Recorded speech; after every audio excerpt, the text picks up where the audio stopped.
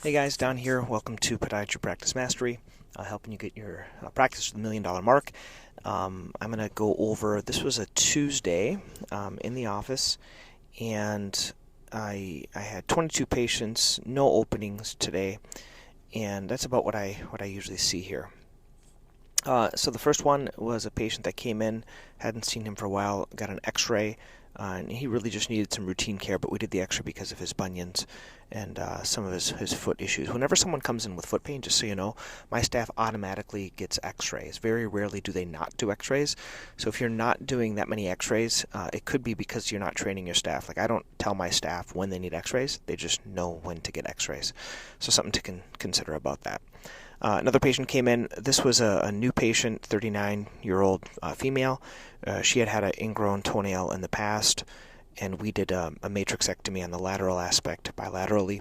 I'm going to see her back for one post-op in 3 weeks. And now I'm struggling a little bit with my staff.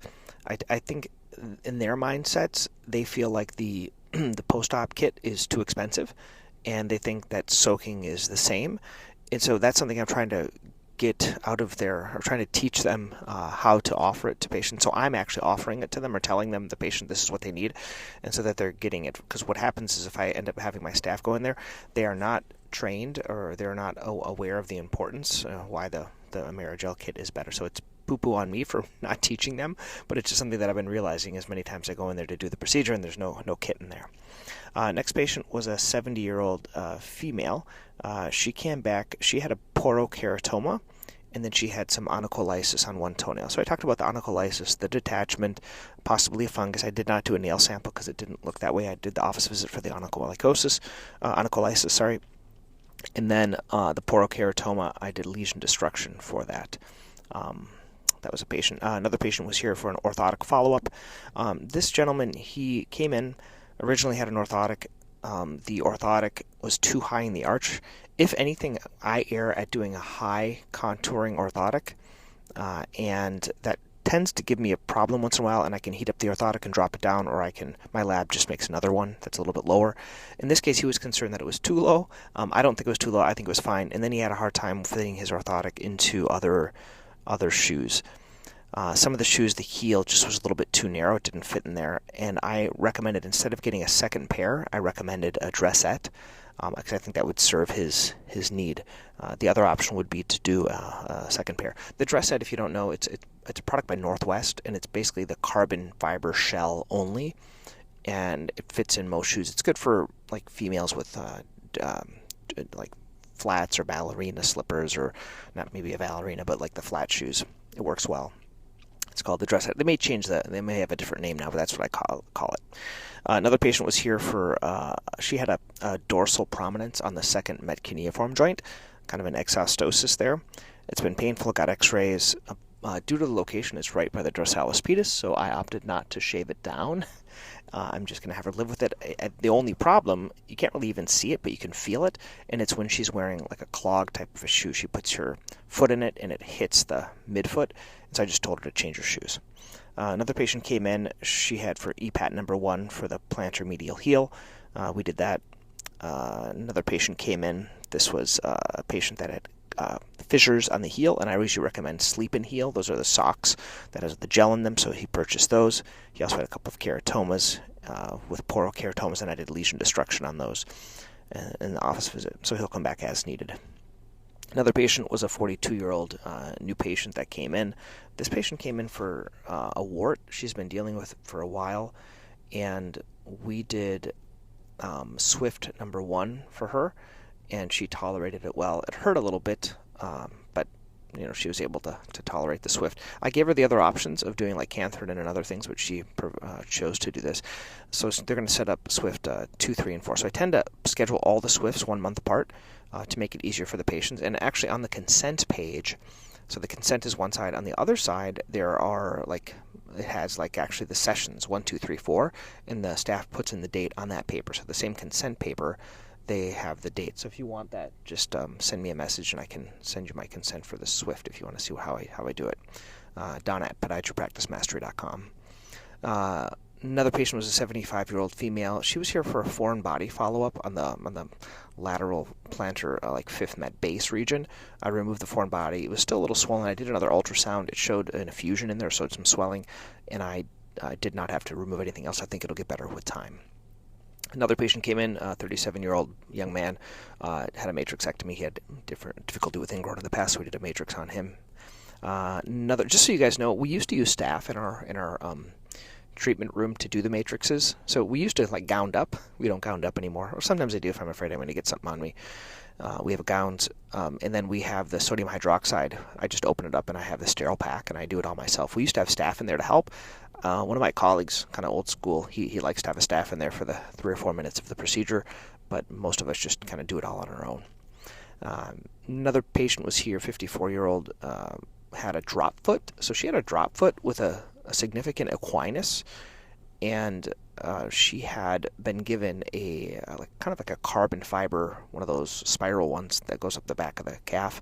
Didn't really work. She has Blue Cross, so unfortunately I have to send her to Hanger to do this, and she's going to get hopefully a new AFO, but I'm concerned about the Achilles. I don't know if she can accommodate an AFO with her foot in a slight plantar flex position and having the drop foot, so she may have to have some type of an Achilles lengthening to get her into the brace, because it might not be able to be braceable. So I'm going to send her over, see what they can do. She actually was so kind of walking on the plantar lateral aspect of the foot, she fractured her fifth metatarsal.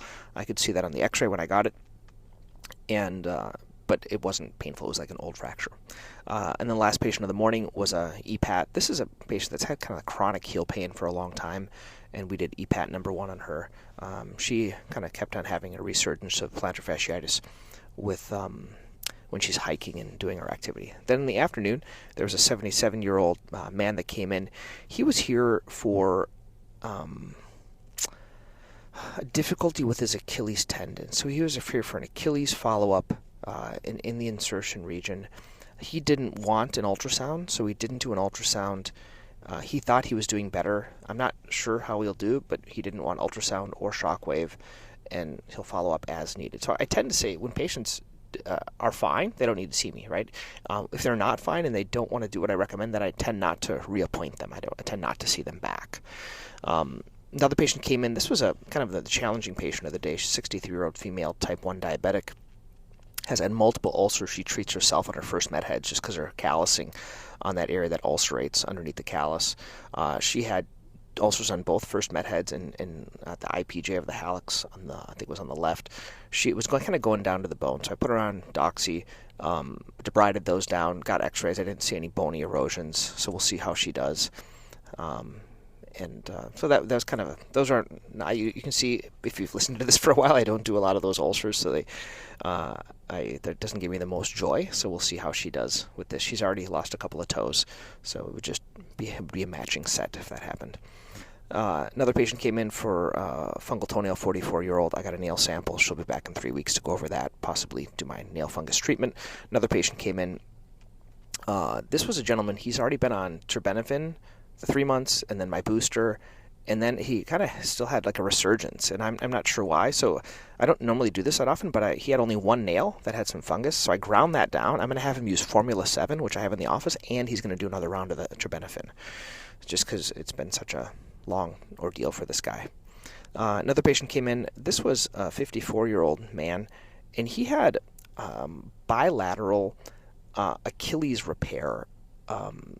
So there's an orthopedist in town, and he treats everyone basically with Achilles tendonitis with either a TAL or like he does almost like a speed bridge. He detaches and then reattaches with. He did 2 anchors.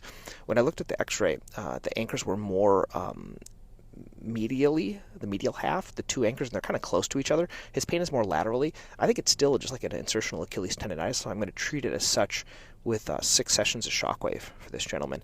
But I did look at the X-ray, looked at his MRI. This gentleman, I didn't get any imaging because he brought his own MRI. I find more and more patients are not wanting imaging if they have them at other places. And so I was able to pull up his MRI and look at that. And so we're going to set up the Shockwave for him. Another patient came in for just nail care, 85-year-old gentleman. And then I did have a couple of cancellations. And then another patient came in. This was a gentleman, he's very flat feet. I see his wife for nail care. He has venous stasis, so I recommend compression socks. The 2 things I recommend on my I have an Amazon affiliate page, and on there I have stuff there for swelling. And one is like a Dolphin Donner. I don't know if you've heard of these things. It's like where you put the compression sock on this almost like fake leg, and you put the sock on there and then a roller. It rolls up the foot. So it works really well. It's about $100, $115.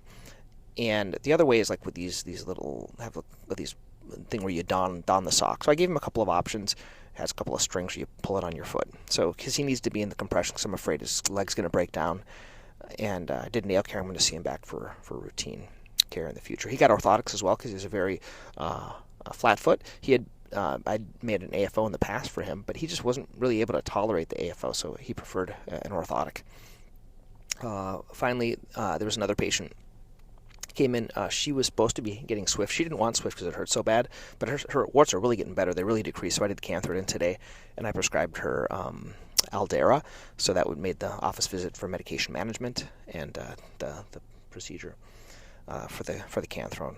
So I also called that patient. I think you remember I talked a couple of days about a patient that I removed a wart, had a lot of bleeding. They were really concerned. I just called them again, just so you know. This is kind of how I do things. I tend to call patients if I'm concerned. I call them a couple of times just to keep in contact so they know I'm concerned about them. I give them my cell phone too for some of these patients as well. So that was kind of the day. I'm in kind of dealing, as I mentioned before, for some of you with my dad. So I'm dealing kind of with some dementia issues with my dad. So I'm enjoying doing this, but it's getting a little overwhelming doing all these daily rants. I think the rants are okay, but I feel like a lot of this other posting isn't getting much done for the Podiatry Practice Mastery. I am doing a little bit more editing with videos on YouTube. So if you go to my YouTube, there's a new video editor that I'm using that's kind of cool. You can cut out like ahs and ums and filler words by using this app, and then you can also put in pictures. So things like that. So if you go to my YouTube, just YouTube Dr. Pelto, there's one I did on plantar fasciitis. It's kind of cool because I can put in like images of ultrasounds, I can put in images of Shockwave, and I can do the YouTube shorts that way. So if you want to see how to do that, if you're interested in learning more, I can send you what the app is. It's a pretty cool app that you can do that, or you can have someone else do it. And initially, I used to just, this is just me, I used to always like try to delegate everything before I learned it, and the quality wasn't that good. So I'm trying to learn how to edit first, so then I can teach someone else how to edit it, one of my virtual assistants. So I'm trying to learn it first before I delegate it. I tend to just want to delegate everything, and that's kind of burnt me in the past. Okay, until next time, thanks.